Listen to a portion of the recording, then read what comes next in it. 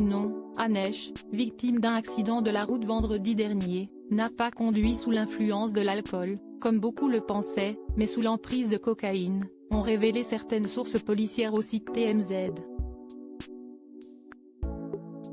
Le Los Angeles Police Department a testé le sang prélevé après l'admission de l'actrice à l'hôpital, trouvant ainsi de la cocaïne, mais également du fentanyl, un analgésique opioïde très puissant.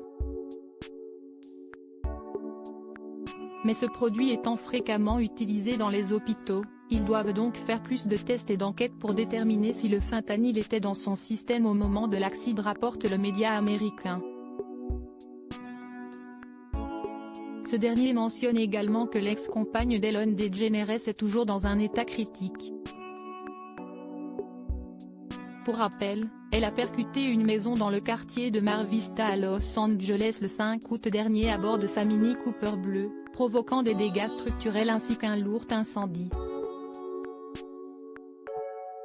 Il a fallu plus d'une heure à la soixantaine de soldats du feu mobilisés pour éteindre les flammes. Dans un état critique extrême, l'actrice s'est alors retrouvée dans un état critique extrême, rapportait son porte-parole dans un communiqué publié sur le site de Deadline juste après le drame.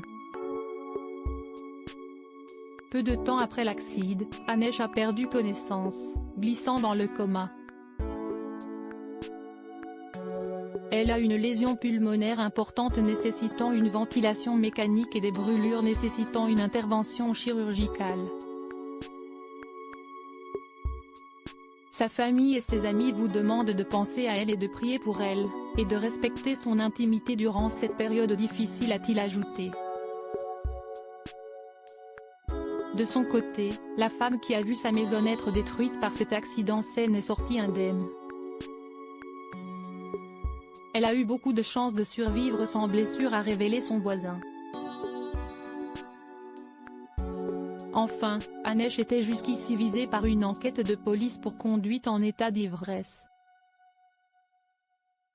Mais c'était sans compter sur ces dernières révélations.